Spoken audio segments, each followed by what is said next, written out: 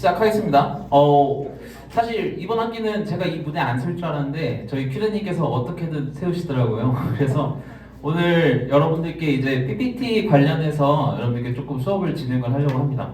이 PPT 같은 경우에는 여러분들 지금 팀플 하면서도 굉장히 많이 사용을 하고 있고, 이 PPT라는 툴을 디자인하는 용도로 사용하는 경우가 굉장히 많이 있고, 이후에 여러분들이 나중에 취업을 한다고 했을 때, PT를 할 때 여러분들이 막내 직원일 때는 이 파워포인트를 활용해서 만드는 과정들이 굉장히 많을 겁니다.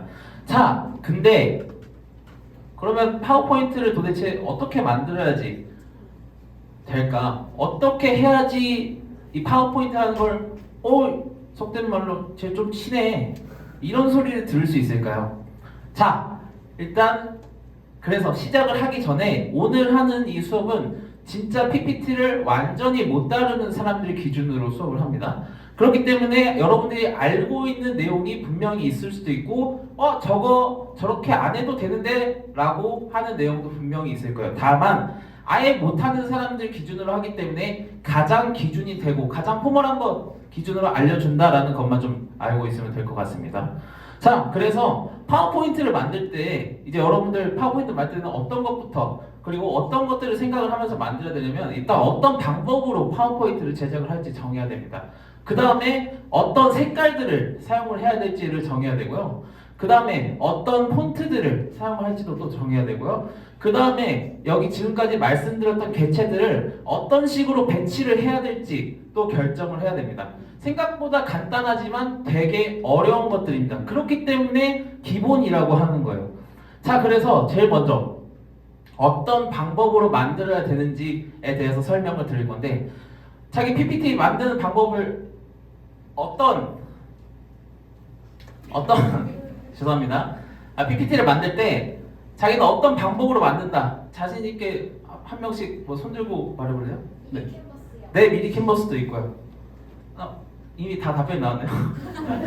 미리 캔버스 굉장히 많이 쓰죠. 이 PPT를 만들 때는 아까 차윤주 레뷰장이 말해준 것처럼 이 템플릿을 사용해서 다른 데서 가져와서 제작하는 방법이 있고요.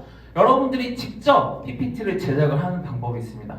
이 첫 번째, 이 템플릿을 가져다 쓰는 것 같은 경우에는 특징이 하나 있는데, 바로 로우 리스크 하이 리턴입니다. 그냥 찾아서 서칭해서 내가 이거 쓰고 싶어, 내가 저거 쓰고 싶어 찾아서 그냥 그대로 쓰기만 하면은 적어도 중박은 칩니다. 중박은 칩니다. 왜? 이 PPT 템플릿들을 만든 사람들은 애초에 PPT에 대해서 굉장히 많이 다뤄본 사람들이고, 디자인적인 감각이 있는 사람들이 템플릿을 만들어서 인터넷 사이트 혹은 여러분들 자주 사용하는 미리 캔버스에 올려놓습니다. 그냥 그걸 그대로 가져다 쓰면은 그래도 PPT 봐줄만 하네, 잘 만들었다, 이런 반응이 자동으로 나오게 됩니다. 자, 근데 우리는 언제까지나 이 미리 캔버스를 사용을 할 수 없습니다. 그리고 이 미리 캔버스나 혹은 인터넷 사이트에 자기가 원하는 PPT가 있으리란 보장도 없어요. 그리고 여러분들 나중에 이제 회사에 들어가서 PPT를 제작을 할 때는 이런 템플릿들이 제한되는 경우도 분명히 생깁니다. 그래서 우리는 언젠가 살면서 한 번 혹은 두 번, 여러 번 PPT를 만들어야 된다는 상황이 생긴다는 거죠. 그러면 이렇게 PPT를 do it yourself 직접 만들어 볼 때는 어떤 방법들부터 시작을 해야 되는가를 좀 알려드리려고 하는데, 제일 먼저 베끼는 겁니다. 남이 만들어 놓은 PPT를 베끼기 시작하면서 PPT를 만들어 보는 겁니다. 저 같은 경우도 굉장히 많이 합니다. 저번에 자기소개했던 이 템플릿 있죠? 이것도 이 레퍼런스를 보고 그대로 조금 차용을 해서 만든 거예요. 이렇게 카피를 해서 하면은 뭐가 좋냐면, 일단은 카피를 하기 위해서 굉장히 많은 디자인적인 자료들을 찾아보게 되면서 디자인적인 감각이 점점 자연스럽게 높아져 가게 됩니다. 그 다음에 그 디자인, 자기가 마음에 드는 것들을 찾아서 그대로 PPT로 옮겨오면서 만들어 보면서 여러분들이 자연스럽게 PPT의 기능들을 사용해 보면서 PPT 기능들을 몸에 익히게 됩니다. 근데 그러면은 그 참고할 자료는 어디서 찾는 게 좋을까요? 혹시 아는 사람 있나요? 맞아요. 핀터레스트라는 사이트를 사용하면 굉장히 좋습니다. 제가 사용하는 핀터레스트 사이트인데요. 이런 식으로 핀터레스트에 들어가서 검색창에 그냥 자기가 원하는 디자인, PPT 디자인이라고 딱 치면은 이런 식으로 정말 다양한 PPT 템플릿들이 나옵니다. 그래서 여기서 자기가 원하는 디자인 하나 혹은 2개, 3개, 10개 다 이렇게 해서 자기가 원하는 방식대로 PPT를 한번 만들어 보세요. 1개, 2개, 3개, 4개, 5개, 6개 뭐 100개까지 만들 일은 없겠죠, 그죠? 아무튼 그렇게까지 많이 만들다 보면 여러분들의 PPT 실력이 자연스럽게 늘게 되고 결국엔 이 방법 여러분들이 직접 만들 수 있게 됩니다. 제가 직접 만든 PPT들 좀 보여드릴게요. 이런 거 제가 직접 만들었고요. 이런 식으로 감각들이 생기면서 여러분들 스스로 디자인 레퍼런스를 참고하지 않고 조금 훌륭한 PPT들을 만들 수 있다라는 거죠. 자, 그렇게 해서 이렇게 방법을 정했으면 이제 직접 PPT를 제작을 해봐야겠죠. 자, 근데 PPT를 제작할 때 가장 중요한 것 중에 하나가 컬러, 어떤 색깔을 사용하냐라는 겁니다. 근데 이 색깔을 쓸 때 그냥 자기가 원하는 색깔만 한번 써볼까요, 그냥? 자기가 원하는 색깔을 한번 써볼 텐데 저는 빨간색 굉장히 좋아하거든요. 그래서 배경을 빨간색으로 한번 만들고 있습니다. 아, 근데 초록색도 좀 괜찮은 것 같은데? 그래서 도형을 초록색으로 만들고 있습니다. 아, 근데 빨간색, 초록색 쓰면 또 무슨 색이 서운할까? 파란색이 좀 서운한 것 같아. 글씨를 파란색으로 바꾸고 있습니다. 어떻죠? 보기가 좀 좋나요? 눈 아프죠? 가독성이 좀 좋나요? 아니죠. 이렇게 자기가 원하는 색깔대로 쓰다 보면은 결국에는 최종적으로 가독성이 안 좋고 청중들이 보기 되게 불편한 PPT가 나올 수도 있다라는 겁니다. 자, 그러면 다시 원래대로 돌아와서 우리는 이 색깔들을 자신이 색에 대한 감각이 있으면 자신의 감각대로 써도 되는데 여러분들 대부분은 디자인적인 감각이 없고요. 그 다음에 그런 것에 대해서 전문적으로 배울 시간도 많이 없어요. 그렇기 때문에 우리는 인터넷에 남이 만들어 놓은 색상 템플릿을 써야 되는데 제가 자주 사용하는 컬러헌트라는 사이트거든요. 이 컬러헌트라는 사이트에 들어가 보면 이런 식으로 색상 조합이, 색상 템플릿들이 굉장히 많이 나와 있습니다. 그냥 이 중에서 아무 색깔 템플릿을 선택을 해서 사용을 하면 돼요. 자, 그래서 오늘은 저는 이 템플릿을 한번 사용을 해보려고 하는데, 자, 이렇게 해서 색깔 템플릿을 골랐는데 그러면 이 색깔 템플릿을 어떻게 해야 될까요? 템플릿을 골랐는데 이제 이 색깔을 어떻게 해야 되지? 를 말하기 전에 여러분들에게 이 개념을 잠깐 설명을 드리고 가려고 해요. 명도와 채도. 명도는 색깔에 들어가 있는 빛의 정도고요. 채도 같은 경우에는 색깔이 얼마나 맑냐에 대한 정도예요. 근데 이렇게만 들으면 무슨 소린지 모르기 때문에 제가 예시를 좀 가져왔는데 명도 같은 경우에는 말 그대로 색깔에 빛이 얼마나 많이 들어갔냐를 말하는 겁니다. 명도, 빛이 많이 들어오면 많이 들어서 무슨 색이 되죠? 흰색이 되죠, 그죠? 빛이 없으면 없을수록 무슨 색이 되죠? 그죠? 빛이 얼마나 들어갔냐에 따라서 명도가 높으면 높을수록 하얀색에 가까워지고 명도가 낮으면 낮을수록 검은색에 가까워집니다. 자, 근데 채도 같은 경우는 색의 맑기, 채도가 높으면 높을수록 여러분들 원색, 선명한 색에 가까워지고요. 채도가 낮으면 낮을수록 탁한 색, 무채색, 검은색, 하얀색, 흰색 이런 색깔에 가까워지게 되는 겁니다. 자, 그래서 이거를 이런 식으로 그래프로 나타내보죠. 우리가 PPT를 사용을 할 때 어떤 것들의 색깔이 들어가게 되죠? 어떤 것들? 그죠? 배경 밑색이 들어가게 됩니다. 밑색 같은 경우에는 저는 초보자들한테는 명도와 채도가 낮은 색깔들을 사용을 하라고 합니다. 좀 어둡고 색깔이 그렇게 튀지 않는 색깔들. 왜냐? 제가 지금 사용한 PPT를 보시면 알겠지만 굉장히 어두운 이 배경을 사용을 하기를 좋아하는데 하얀색 같은 경우에는 정말 무난하긴 하지만 무난한 만큼 위험한 색이기도 합니다. 다만 이렇게 검은색으로 배경을 배치하게 된다면 일단은 PPT 자체가 고급스러워 보이는 효과를 주게 됩니다. PPT 자체에서 배경 색깔을 어둡게 하는 것만으로도. 그래서 최대한 초보분들한테는 명도와 채도를 낮은 색으로 써라라고 추천을 하고 있습니다. 자, 그 다음에 또 어디에 색깔이 들어가죠? PPT? 글자에 들어가죠. 글씨색 같은 경우에는 명도는 솔직하게 상관이 없습니다. 배경색에 맞춰서 어두운 배경이면 밝게 해도 되고 밝은 배경이면 어둡게 하세요. 다만 채도는 최대한 낮추세요. 무채색을 사용을 하라는 겁니다. 흰색, 검은색 이런 색깔들. 왜냐면 글씨는 PPT에 들어갈 때 여러분들에게 정보를 전달하기 위해서 들어가는 건데 그 정보를 전달하기 위해 들어간 것들이 색깔이 들어가게 된다면 가독성이 떨어질 가능성이 굉장히 높습니다. 그렇기 때문에 가독성을 최대한 올리기 위해 일단은 초보분들은 무채색만 사용하라라는 겁니다. 자, 그 다음에 또 무슨 색깔이 들어가죠? 여러분들 디자인적인 요소, 뭐 도형이나 혹은 여러분들이 글씨 중에 중간에 분명히 강조하고 싶거나 중요한 글씨들이 있을 거예요. 그런 데다가 사용하는 색깔을 포인트색이라고 명명을 해봅시다. 자, 그럼 이 포인트색 같은 경우에는 일단 어떻게 해야 되죠? 눈에 잘 띄어야 되겠죠, 그죠? 눈에 잘 띄려면 색깔이 밝고 진한 색이어야 되겠죠. 그래서 이 포인트색 같은 경우에는 명도와 채도가 높은 색깔을 써보라는 겁니다. 자, 근데 이렇게만 말하면 무슨 말인 거야? 라고 할 수 있기 때문에 예시를 한번 들어보죠. 아까 우리가 선택한 이 컬러 팔레트로 직접 한번 해봅시다. 자, 밑색에는 무슨 색이 들어갈까요? 이 네 개 색깔 중에 짙은 초록색이 들어가는 게 낫겠죠? 이 색깔들 중에서는 상대적으로 어둡고 채도가 낮은 색깔이기 때문에. 자, 그 다음에 글씨색 같은 경우는 무슨 색이 들어가는 게 좋을까요? 흰색이죠. 그 다음에 이런 포인트색은 무슨 색깔이 들어가는 게 좋을까요? 그죠? 가장 색깔이 선명하고 밝은 노란색이 들어가는 게 맞습니다. 자, 그러면 여기 남은 색깔은 필요 없을 것 같으니까 그냥 과감하게 뺄게요. 자, 그래서 그냥 이 색깔 그대로 색을 이 PPT 화면을 그대로 바꿔보면은 그냥 색깔을 바꿨는데도 생각보다 깔끔하고 그렇게 튀지도 않고 가독성이 좋은 PPT가 만들어지게 되는 겁니다. 네, 이런 식으로 색깔까지 다 정했으면 그 다음에는 어떤 폰트를 사용해야 될지 정하는데 딱 한 가지만 기억하세요. 제발 고딕체만 사용하세요. 제발 고딕체만 사용하세요. 여러분들 대부분이 좀 신나 보일까? 좀 통통 튀어 보일까 하고 이런저런 글씨체를 쓰다가 이도 저도 아니게 되는 PPT를 굉장히 많이 봤어요. 다만 이 고딕체를 사용하게 된다면 일단 제일 좋은 거는 가독성이 올라갑니다. 읽는데 불편하지 않고 읽는데 내용이 한 번에 확확 들어오게 된다는 거예요. PPT 자체는 디자인적인 요소가 1차적인 목적이 아니라 여러분들이 발표하는데 그 정보가 안에 담겨있는 걸 청중들에게 보여주는 걸 1차적인 목표로 하기 때문에 고딕체를 사용을 하라는 거죠. 근데 이 고딕체 중에도 정말 많은 글씨체들이 있어요. 여러분들 맑은 고딕, 코트라볼드체, 배단의 민족, 검은 고딕, 지마켓선스 이런 것들 중에서는 그냥 여러분들이 원하는 디자인 사용해도 됩니다.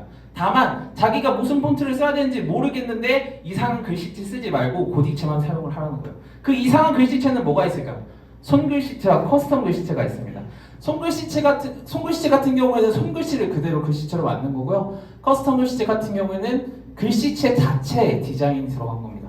뭐 예시로 이런 것도 있죠. 손글씨 같은 게 저렇게 세 개가 있고 여러분들 이 평창평화체 요즘 되게 막 포스터나 뭐 이런 그런 것들에 되게 많이 보이죠.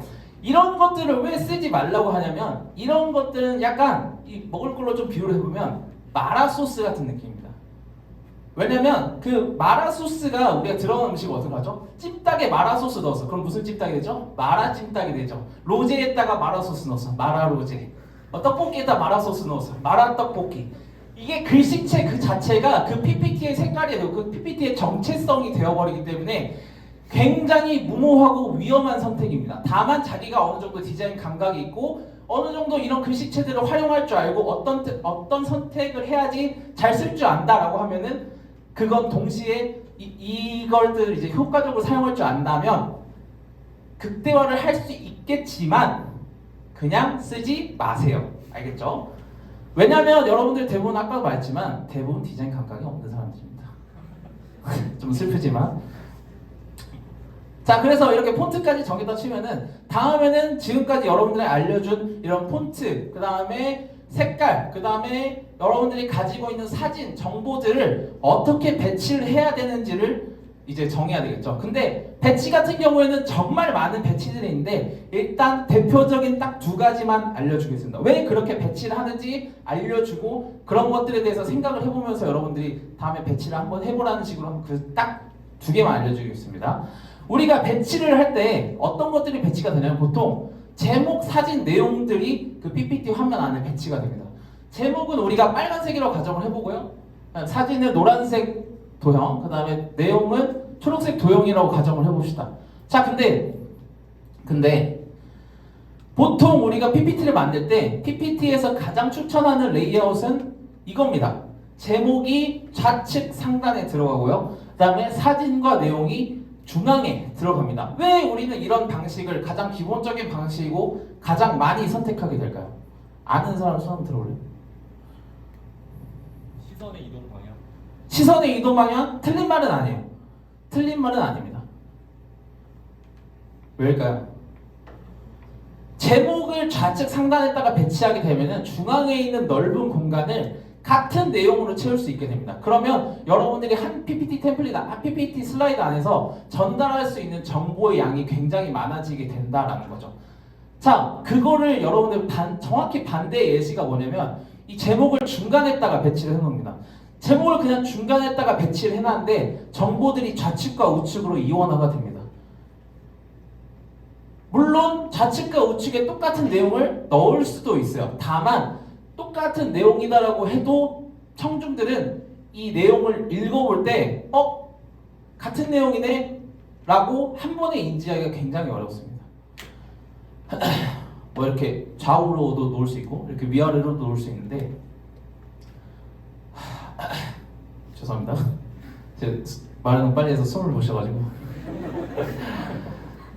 그래서 이제 내용이 이원화가 돼버리면은 청중들이 받아들이는데 다른 내용이네 하면서 읽어보다가 뭐야 같은 내용이었네 라고 하는 것보다는 차라리 그냥 1번, 2번 내용 이렇게 다른 내용을 보통 넣는다는 거죠. 그거에 대한 가장 대표적인 예시가 이렇게 방사형으로 놓는 겁니다. 이런 것들을 사용할 때는 아까는 한 공간 안에 같은 내용을 많이 넣었죠. 이런 배치 같은 걸 사용하는 경우에는 여러 공간에 적은 내용의 많은 종류의 정보들을 제공을 할 때는 이런 식으로 보통 배치를 하는 겁니다. 물론 이 외에도 정말 많은 배치들, 정말 많은 레이아웃들이 존재를 하지만 여러분들이 배치를 할 때 정보의 양이 어떻게 되고 정보의 종류가 얼마나 많고 혹은 전달된 정보의 중요성들 이런 것들을 생각을 해보면서 배치를 해보라라는 겁니다. 알겠죠? 자, 그렇게 해서 이제 다 이제 배치를 해야 되는데 근데 배치를 할 때도 다른 건 모르겠는데 딱 이거 한 가지만 지켜야 됩니다. 디자인 안전선이라는 이 원칙인데요. 이게 뭐냐면 이런 식으로 일정 거리를 떼서 배치를 하라는 겁니다. 디자인을 할 때 이거는 PPT뿐만이 아니라 보통 디자인을 할 때도 지켜지는 원칙입니다. 가에다가 두지 말고 가에다가 일정 공간을 둔 채로 개체들을 배치를 하는 겁니다. 왜 그러냐? 제가 반대 예시를 한번 보여줄게요. 자, 이런 식으로 개체들이 사이드에 극단적으로 붙어버리게 되면은 PPT 자체가 그냥 보는 것만으로도 굉장히 불안정해 보이고 어이씨 저거 왜 저렇게 했어? 라는 반응이 나와요. 그리고 안 예쁘죠? 솔직하게 이렇게 해놓으면. 그래서 항상 그 디자인 안전선을 고려를 하면서 만들어 보라 라는 겁니다. 알겠죠? 자, 그렇게 해서 이제 원칙들을 다 알면 이제 PPT를 제작을 할 수 있는데 다음에는 여러분들이 PPT를 조금 더 쉽고 빠르게 이제 만들어 볼 수 있는 이런 기능들을 조금 설명을 해 드리겠습니다.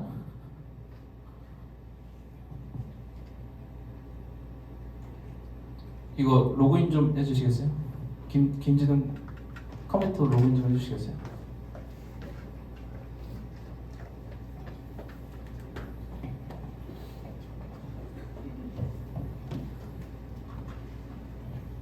지금 노트북 켜서 따라 해보고 싶은 사람 따라 해봐도 좋습니다.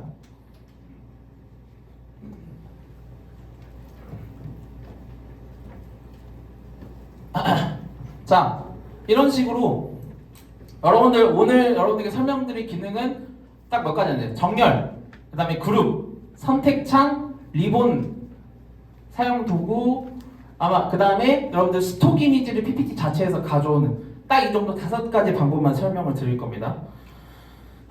자, 이렇게 어머나 죄송합니다.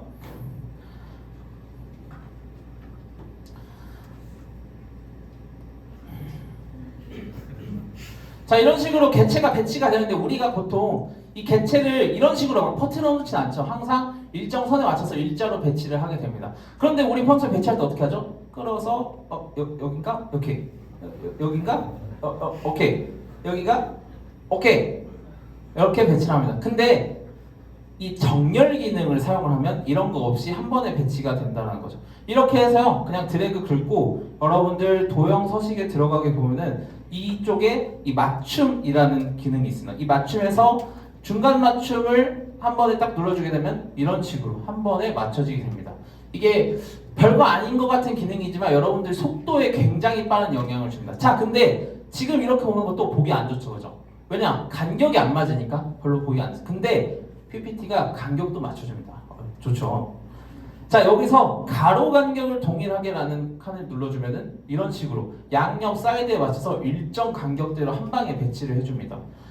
굉장히 유용한 기능이고 저도 엄청 많이 사용하는 기능입니다. 그래서 이런 식으로 여러분들이 맞춤 기능을 사용하게 되면은 굳이 마우스를 뭐 왔다 갔다 하지 않고 이렇게 한 번에 배치를 할 수 있다라는 거죠. 자, 다음 같은 경우에는 그룹입니다. 그룹 기능. 그룹 기능 같은 경우에는 되게 많이 사용하는 분들도 있을 거예요. 죄송합니다. 그룹 기능 굉장히 많이 사용하는 분들이 계실 텐데 그룹 기능 같은 경우에는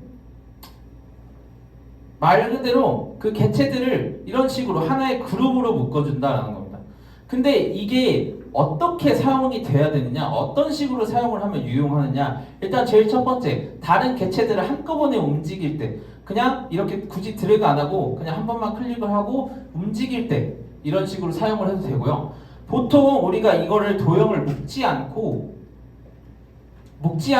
이 자리에서 회전을 시키게 되면 각 자리에서 이렇게 돌아가게 되는데 이것들을 그룹을 하고 돌리게 되면은 이 개체 전체가 이렇게 움직입니다. 그래서 만약에 내가 가로 배치를 하고 있는데 이 개체들을 세로 배치를 해야 된다라고 하면은 그룹으로 묶고 이렇게 한 번에 돌려주기만 하면은 괜찮다라는 거죠. 그 다음에 그룹을 하면은 또 어떤 기능이 생기냐면, 자, 그룹을 해제를 해보고 만약에 제가 이 개체들의 간격 비율은 유지한 채로 그룹을 이 개체의 크기를 줄인다고 했을 때는 어떻게 하죠? 보통 우리는 일단 드래그를 긁고 줄인 다음에 다시 이렇게 하나, 둘, 셋 이런 식으로 하죠. 근데 그룹 기능을 사용하면은 딱 한 번만 하면 됩니다. 이런 식으로 그냥 이렇게 다 긁어놓고 그룹화를 한 채로 그냥 그대로 줄여주면은 이 개체 자체가 그냥 비율이 맞춰진 채로 한 번에 줄여집니다. 이런 식으로 그룹 기능을 사용을 하면은 여러분들이 PPT 만드는 속도가 굉장히 빨라지게 될 겁니다. 자, 그 다음에 이제 여러분들께 제일 제가 유용하게 많이 쓰는 기능인데 바로 이 선택창이라는 기능입니다. 이 선택창이라는 기능 같은 경우에는 도형 서식에서 이 부분에 있는데 이 선택창을 딱 키게 되면은 여러분들 포토샵에서처럼 우측에 레이어처럼 각 개체들이 뜨게 됩니다. 우리가 보통 PPT 할 때 제일 짜증나는 상황이 뭐죠? 내가 이 도형이 이렇게 커서 이렇게 잡아먹는데 내가 이 뒤에 도형을 클릭을 하고 싶어. 근데 클릭을 하면 어떻게 해야 돼요? 꺼내가지고 빼고 다시 이렇게 놓고 이렇게 해야 되죠. 근데 이 기능을 사용을 하면은 굳이 그렇게 할 필요가 없다라는 거죠. 자, 여기서 눈 표시 보이시죠? 자, 이 눈 표시를 없애주면 그냥 이런 식으로 바로 집혀서 나오게 됩니다. 그러니까 말 그대로 여기 선택창 같은 경우는 해당 창에 어떤 개체들이 있고 그 개체들을 잠금 기능, 보이게 안 보이게 할 수 있는 것들을 선택할 수 있다라는 겁니다. 그 다음에 여러분들 가장 또 이제 번거로워하는 게 뭐냐면 이 맨 앞으로 가져오기, 맨 뒤로 가져오기. 그러니까 개체들이 나는 이게 이것보다 앞에 있었으면 좋겠어라고 하면은 보통 우리는 뭐 맨 뒤로 보내고 하면서 대강 이 순서를 맞추게 됩니다. 근데 그럴 필요 없이 그냥 여기에서 위쪽으로 가면 앞에 있는 거고 아래쪽으로 가면 뒤에 있게 되는 거거든요. 그래서 그냥 여기서 이렇게 순서를 올려주게 되면은 네, 이런 식으로 바로 그냥 앞으로 나오게 된다는 거죠.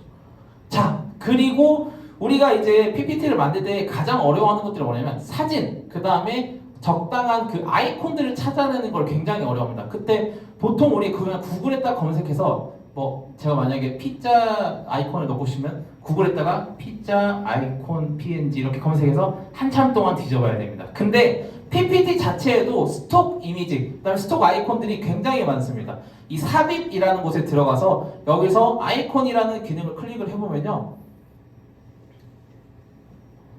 네, 이런 식으로 굉장히 많은 아이콘들이 존재를 하고요. 아이콘뿐만 아니라 이런 화질 좋은 이미지들, 그 다음에 뭐 이런 사진들도 굉장히 많습니다. 여기. 그래서 이런 것들을 그대로 가져오게 된다면 제일 첫 번째로 장점이 안 깨집니다. 아무리 키워도 안 깨지고요. 아무리 줄여도 안 깨집니다. 그 다음에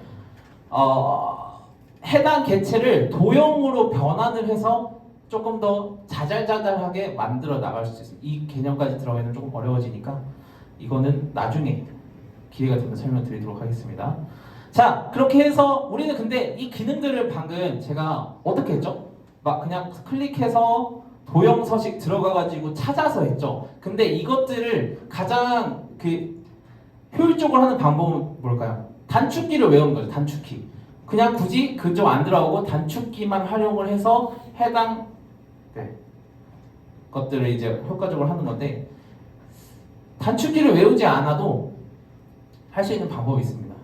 여기 이 파일로 들어가서 옵션에 들어가 보면 이런 식으로 빠른 실행 도구 모음이라는 게 있습니다. 여기 지금 이게 김진용 저희 컨텐츠 팀장님 건데, 이런 식으로 자기가 자주 사용하는 기능들을 이런 식으로 클릭을 해서 추가를 해놓으면 이 밑에 이런 식으로 다 뜨게 됩니다. 자주 사용하는 기능들을 여기다 이렇게 넣어두면은 굳이 이렇게 도형 선택해서 도형 서식 들어가서 이런 식으로 하는 게 아니라 그냥 여기서 한 방에 그 해당 카테고리에 접근이 가능하다라는 거죠. 조금 빠르게 진행을 해서 좀 어렵고 난해한 내용들이 있었을 수도 있는데, 일단은 나중에 혹시 기회가 되면은 제가 뭐 원데이 클래스 뭐 이런 것도 한번 열어서 조금 더 자세히 또 조금 더 새로운 기능을 한번 설명을 해드리도록 하겠습니다. 여러분들 PPT 만들 때 앞으로 이런 것들 좀 참고하면서 정말 좋은 PPT, 아름다운 PPT 만들어 가셨으면 좋겠습니다. 감사합니다.